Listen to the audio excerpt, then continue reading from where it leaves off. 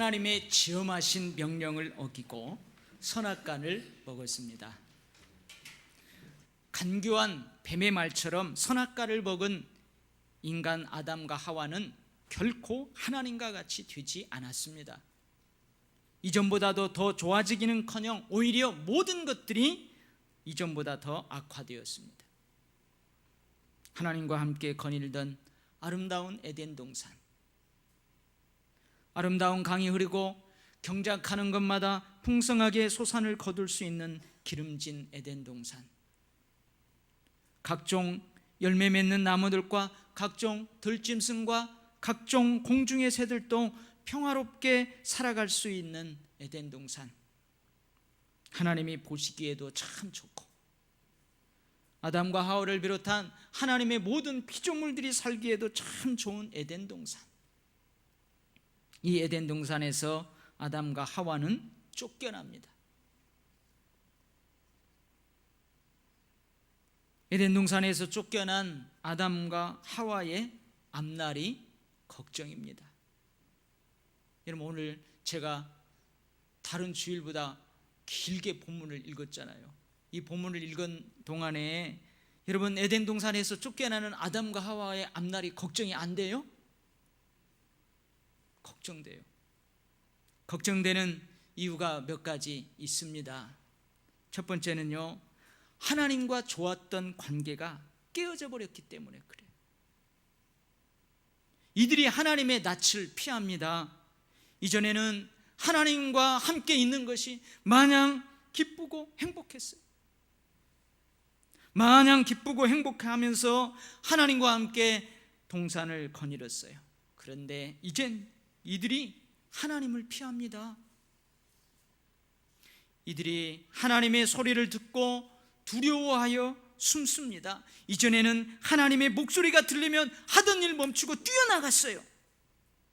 하나님의 음성 듣기를 기뻐했어요. 그런데 이젠 이들이 하나님의 음성을 듣고 두려워합니다. 하나님의 음성이 들리면 두려워해요. 뛰어나가는 것이 아니라 더 깊숙이 숨어버립니다.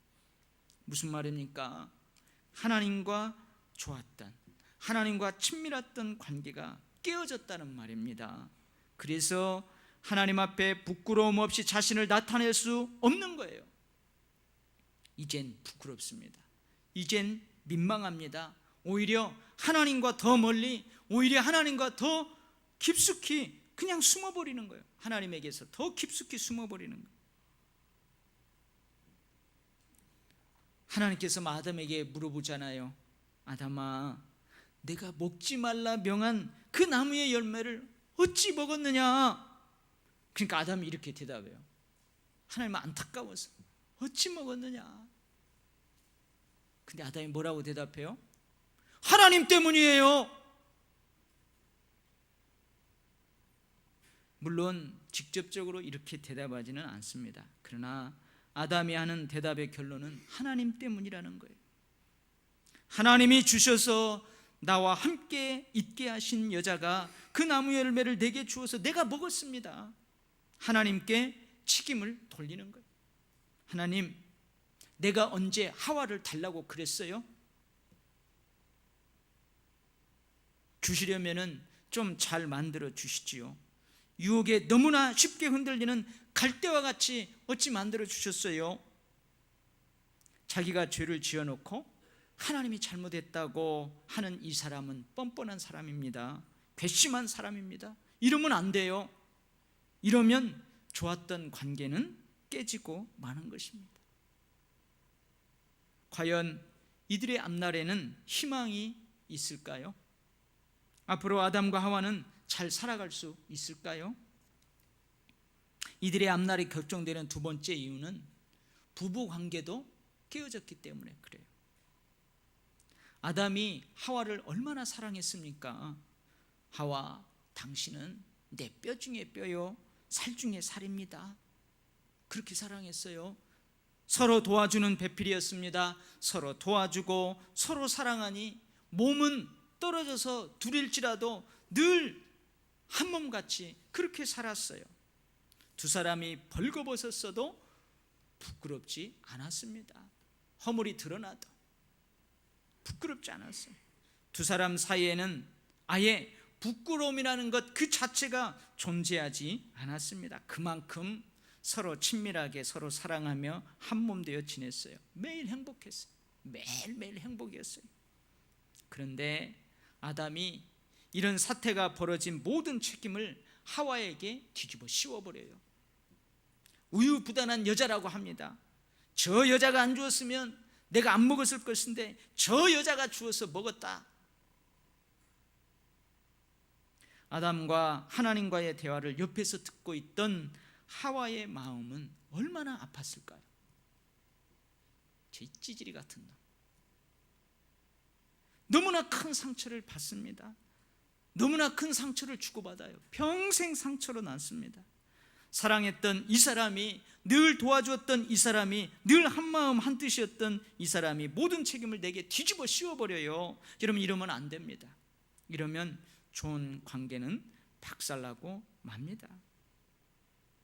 아담이 이렇게 이야기했다면 얼마나 좋았을까요? 하나님, 제가 어리석었어요. 잠시 뱀의 유혹에 넘어가서 하나님의 지엄하신 명령을 의심해서 죄를 짓고 말았어요. 용서해 주세요.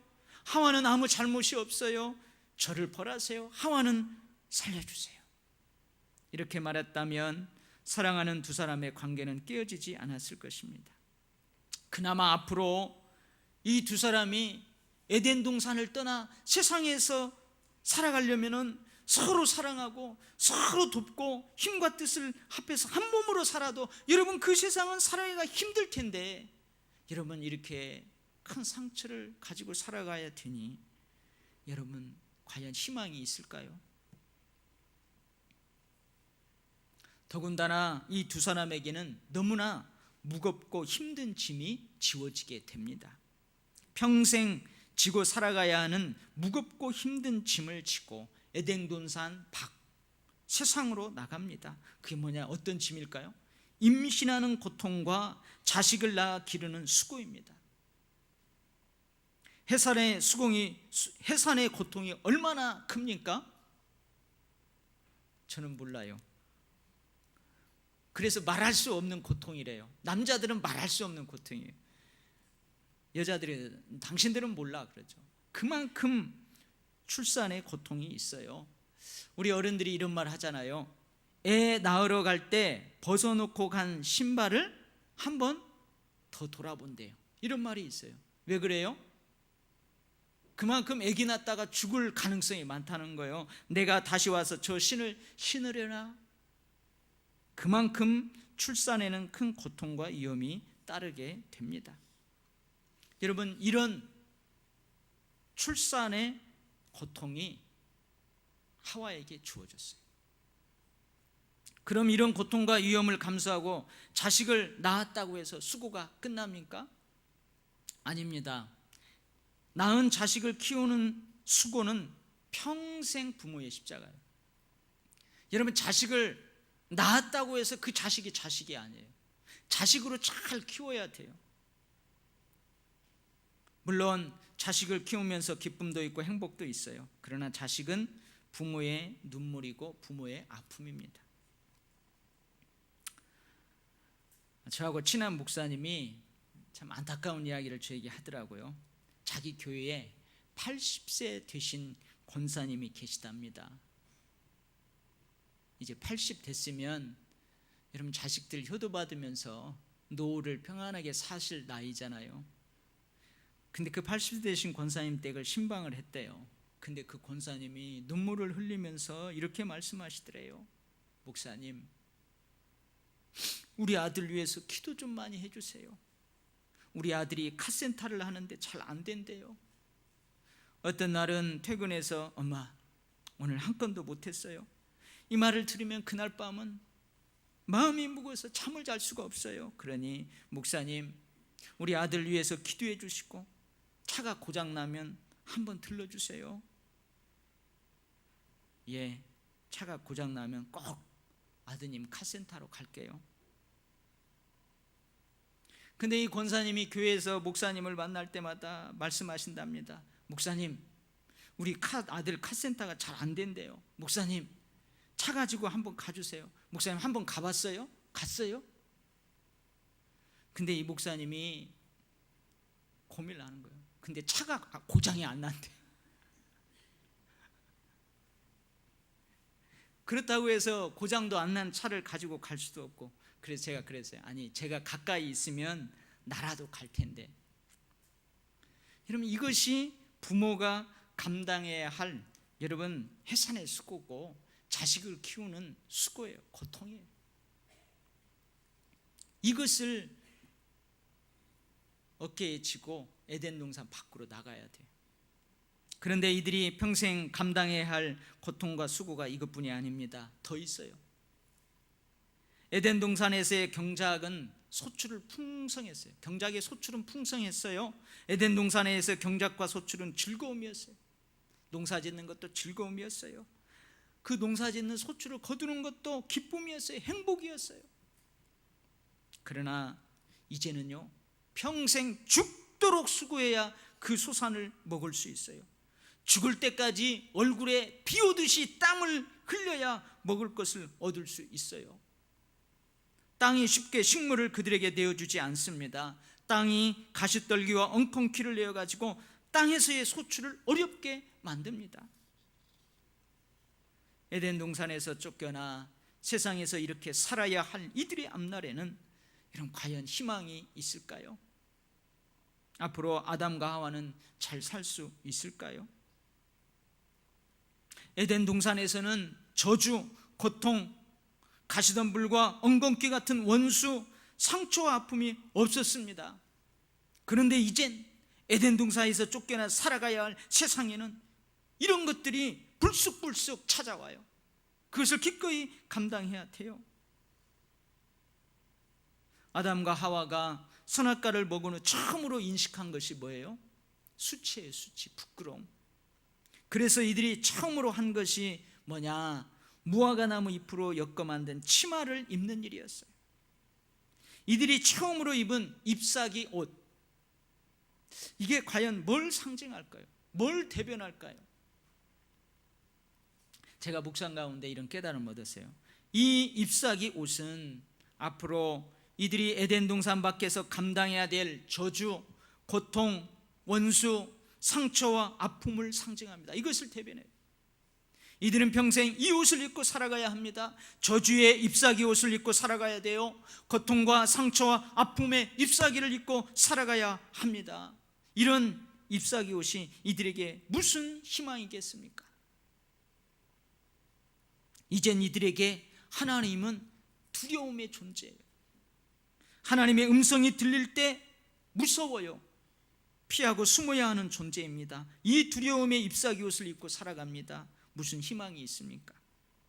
아내에게, 남편에게 평생 가슴에 남는 큰 상처를 주었어요. 상처의 잎사귀 옷을 입고 살아갑니다. 임신하는 고통과 자식을 낳아 기르는 수고라는 평생의 짐을 내려놓지 못하고 살아가야 합니다.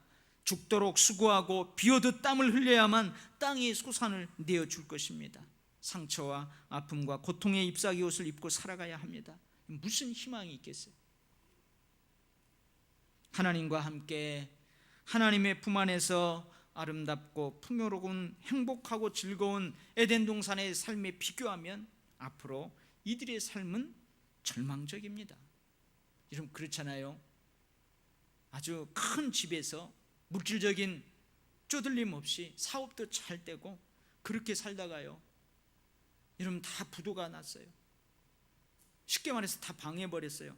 그래서 조그마한 지하방, 새방으로 이사가서 살아야 돼요.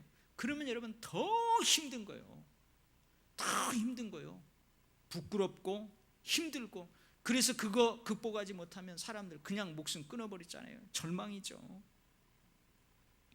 참으로 좋았던 하나님과의 관계, 아내와의 관계, 소산을 얻기 위해 경작해야 될 땅과의 관계, 자연과의 관계, 이 모든 관계가 다 깨어져 버렸어요. 뒤틀려 버렸어요. 대신 살아가야 하기 위해 짊어져야 할 무거운 것들만이 이들을 기다리고 있습니다. 앞으로 이들이 살아가야 할 인생은 절망적입니다. 그렇습니다. 잎사귀 옷만을 보면 절망적입니다. 그런데 여러분, 다른 것을 보면 절망은 희망으로 바뀝니다. 여러분, 오늘 제가 길게 읽어드렸어요. 근데 다 잎사귀 옷 이야기예요. 근데 이 잎사귀 옷 이야기 말고 한 가지가 나와요. 그것이 희망입니다. 여러분, 그거 보여요? 그거 보여요? 그게 뭘까요? 예, 딱 한 절 나와요. 21절. 여호와 하나님이 아담과 그의 아내를 위하여 가죽옷을 지어 입히시니라. 하나님께서 지어 입히시는 가죽옷, 이 가죽옷을 보면 절망 사람도 희망 사람으로 바뀝니다. 잎사귀 옷을 입고 살아가야 하는 아담과 하와에게 하나님이 만들어주시는 가죽옷, 이것이 그들에게 희망이에요. 이 가죽옷을 입으면 절망하지 않습니다. 그렇다면 하나님이 만들어주시는 이 가죽옷은 무엇을 상징할까요? 뭘 대변해요? 그것은 은혜입니다. 은혜. 하나님의 은혜. 이들이 하나님의 은혜의 가죽옷을 입으면 이들의 절망은 희망으로 바뀌어요. 하나님께서 지어주시는 이 가죽옷에 아담과 하와 그리고 모든 인류에게 주시는 희망이 담겨 있어요. 하나님의 사랑이 여기에 담겨 있어요. 하나님께서는 아담과 하와가 살기를 바라십니다. 쫓아낼 필요가 없어요. 사실은 뭐대로 쫓아내요? 약속대로 그 자리에서 지금 당장 아담과 하와를 죽여도 돼요. 출애굽할 때 그러잖아요. 이스라엘 백성들이 하나님을 믿지 못하고 하나님을 너무나 실망시켜요. 그러니까 하나님 모세에게 뭐라고 하는 줄 아세요? 이 아브라함의 자손들, 아브라함을 선택했어요. 아브라함의 자손들을 싹 쓸어버리자. 그리고 모세, 너로부터 다시 시작하자. 그러시잖아요. 그런 것처럼 여러분, 아담과 하와 여기에서 다 죽여버리고 다시 인류를 새롭게 시작하면 돼요. 그러면 어떻게 해요? 결론적인 이야기지만 만약에 그런다면 예수 그리스도가 십자가에 죽을 필요도 없어요. 결론적으로 보자면. 그런데 하나님께서는 그들에게 가죽옷을 주세요. 이것은 그들을 향한 하나님의 긍휼과 하나님의 자비하심입니다. 하나님은 그들이 살기를 바라세요. 하나님의 사랑입니다. 아담과 하와가 지은 죄, 선악과를 먹고 하나님처럼 되고자 한 죄, 아주 큰 죄입니다. 죽을 만큼 큰 죄입니다. 말씀대로 그냥 그 자리에서 지금 죽이셔도 됩니다. 그런데 그 죄인들을 위해서 가죽옷을 지어주십니다. 하나님이 지어주신 가죽옷을 입고 보면 여러분, 쫓겨나는 것이 은혜예요. 그렇죠? 쫓겨나는 것이 저주가 아니고 엄청난 은혜예요. 이스라엘의 12지파 중에서 레위 지파는 사실은 저주를 받아요. 어떤 저주를 받으면 너희들은 흩어져서 살게 될 거다 그래요. 흩어져서 살아가는 것이 저주예요. 그래서 여러분, 여호수아를 읽어보면 이 레위 지파들은 땅을 기업으로 분배받지 못해요. 기업으로 분배받은 그 지파의 성읍 중에서 한 성읍씩을 받았고 이스라엘 전 국토에 흩어져서 살아요. 근데 하나님께서 어떠한 한 사건을 통해서 이들이 즐거이 헌신함으로 이 흩어져서 살아가는 것을 축복으로 바꿔버려요. 여러분, 잎사귀 옷만 입으면, 그것만 보면 쫓겨나는 것이 저주예요. 그러나 하나님이 지어주신 가죽옷을 입고 보면 쫓겨나는 것이 오히려 은혜예요. 엄청난 은혜예요. 하나님께서 이들에게 가죽옷을 주시려고 어떤 일을 하셨습니까? 양이나 염소, 송아지를 잡아야 합니다. 아마 여러 마리의 짐승을 잡아야 두 사람에게 줄 가죽옷을 지을 수 있습니다. 사실은 아담과 하와가 그렇게 죽어야 하는데 죄 없는 짐승들이 가죽을 내어놓고 죽습니다. 아주 먼 후에는 죄 없는 예수님이 죽습니다. 우리를 살리기 위해 마치 짐승이 가죽을 내어놓고 죽는 것처럼 예수님께서 우리에게 생명을 내어주고 죽습니다. 죄인들이 뭐가 이쁘다고 가죽옷을 만드는 수고를 마다하지 않습니까? 뭐가 이쁘다고요? 하나님께서 친히 지어주시는 가죽옷은 우리에게 은혜예요. 사랑입니다. 그냥 은혜, 그냥 사랑이 아니고 파격적인 은혜고 파격적인 사랑입니다. 아버지가 아직 시퍼렇게 살아계신데도 유산을 달라고 하는 아들 탕자, 낳아주시고 길러주신 아버지보다도 아버지가 물려주신 그 재산이 더 중요하다는 불효막심한 아들 탕자, 아버지 집 떠나 세상에서 모든 가산을 탕진하고 빈털터리 누더기 옷을 입고 돌아온 아들 탕자, 뭐가 이쁘다고 가락지 끼우고 가장 좋은 옷 내어다가 입혀줍니까? 뭐가 이쁘다고 살찐 송아지 잡고 잔치를 벌이는 것입니까? 그런데 이게 부모의 마음이에요. 비록 불효막심한 아들이지만 이렇게 하는 것은 부모의 마음이에요. 아들의 입장에서는 이게 은혜예요. 이게 은혜예요. 이게 사랑이에요. 이사야 59장 15절 말씀입니다. 여인이 어찌 그 젖먹는 자식을 잊겠으며 자기 태에서 난 아들을 긍휼히 여기지 않겠느냐. 그들은 혹시 잊을지라도 나는 너를 잊지 아니할 것이라. 하나님의 이 마음, 이 사랑이 바로 절망 중에 있는 이들에게 희망입니다. 하나님의 이 긍휼과 사랑과 은혜의 가죽옷이 바로 희망입니다. 사랑하는 우리 교회 성도 여러분, 물론 우리가 깨끗하게 올바르게 그렇게 늘 살아서 하나님 앞에 떳떳이 살 수 있다면 여러분 그건 감사할 일입니다. 하나님의 말씀대로 늘 순종하며 그렇게 살아서 하나님의 이름을 높여드릴 수만 있다면 그거 여러분 참으로 영광스러운 일입니다. 하나님을 사랑함에도 헌금 생활에도 기도, 전도, 모든 신앙생활에도 여러분 항상 잘하고 살아간다면 여러분 이건 감사할 일이에요. 그러나 우리 모두는 연약합니다. 우리 모두는 약해요. 우리 모두는 죄의 유혹에 약합니다. 하나님의 마음을 아프게 해드리는 일도 종종 합니다. 생명나무가 그렇게 많은데도 선악과를 굳이 따먹어버리는 어리석은 아담과 하와가 바로 우리들입니다. 여러분 우리 미워하는 때도 많아요. 화를 내는 때도 많아요. 책임을 남에게 전가하는 때도 많아요. 사랑한다면서도 그렇게 하는 때도 있어요. 육신의 정욕에 사로잡혀 시기 질투하고 세상의 욕망에 사로잡혀 탐욕으로 살아가는 어리석은 우리들이에요. 부끄러워서 하나님 앞에서 떳떳하게 얼굴을 들지 못하는 때가 더 많은 우리들입니다. 우리 모두는 잎사귀 옷을 입은 아담과 하와입니다. 그러나 이렇게 연약한 우리들에게 희망이 있는 것은 하나님께서 우리에게 지어주시는 가죽옷이 있기 때문입니다. 우리가 살기를 바라시며 끝까지 우리를 포기하지 않으시고 은혜와 사랑으로 자비와 긍휼로 하나님께서 가죽옷을 입혀주셨기 때문에 우리가 이 세상을 희망을 가지고 살아가는 것.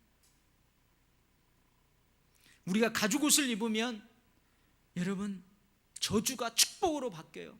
우리가 가죽옷을 입으면 여러분 그 고통과 수고가 땀 흘림이 여러분 축복이 됩니다. 에덴 동산을 쫓겨나 세상에서 살아가는 아담과 하와가 두려울 때마다, 고통스러울 때마다, 너무너무 힘들 때마다 하나님께서 지어주신 가죽옷을 꺼내볼 것입니다. 그러면 또 희망이 생깁니다. 또 살아갈 힘이 생깁니다. 우리들도 잎사귀 옷만을 보지 마시고 더 많이, 더 자주 가죽옷을 볼 수 있기를 바랍니다. 하나님께서 지어주신 가죽옷을 입고 세상에서 힘있게 승리하는 우리 교회 성도님들이 다 되시기를 주의 이름으로 축원합니다. 아멘. 하나님 아버지, 우리도 잎사귀 옷을 입고 살아가야만 하는 아담과 하와처럼 연약한 부끄러운 존재들입니다.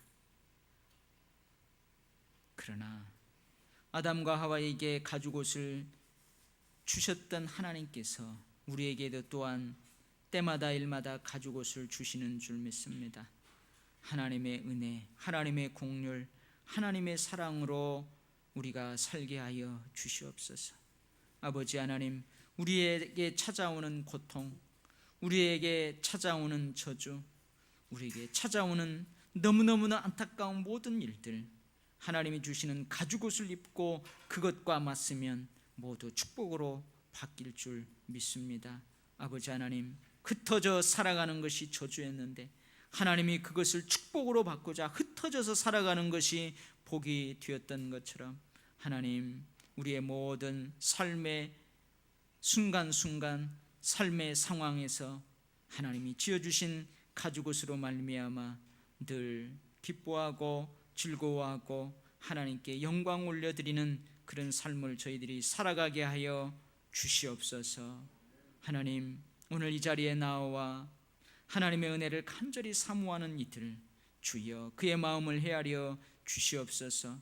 그의 마음을 어루만져 주시옵소서. 이 모든 말씀 우리 주님 예수 그리스도의 이름으로 기도하옵나이다. 아멘. 우리 찬송 295장 찬양하시면서 준비한 예물 하나님 앞에 드리겠습니다.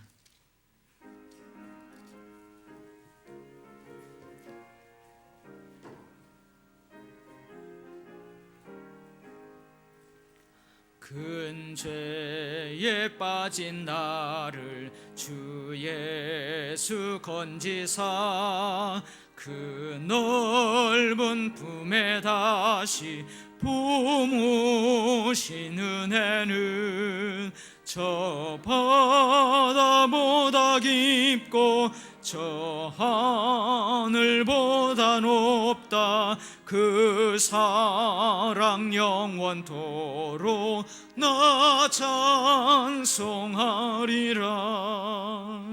날로 더욱 귀하다.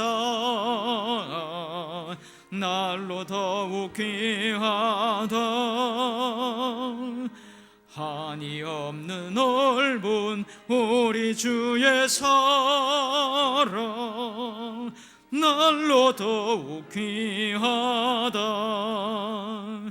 옛날의 유대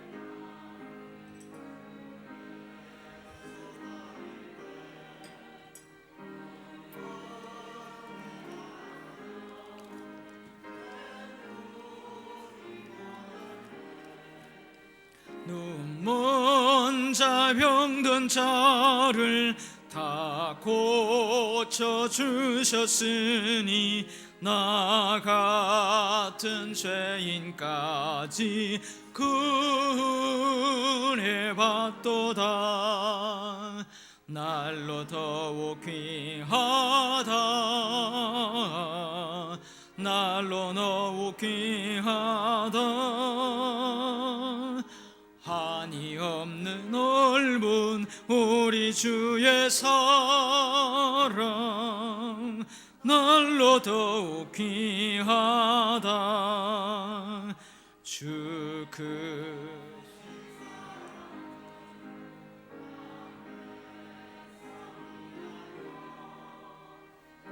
십자가의 고난 다 받으셨으니 그 속죄 받은 성도 큰 소리 함께 높여 온 천지 울리도록 주 찬송하리라. 날로 더욱 귀하다.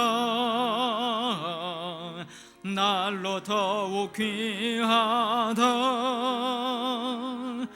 한이 없는 넓은 우리 주의 사랑 날로 더욱 귀하다.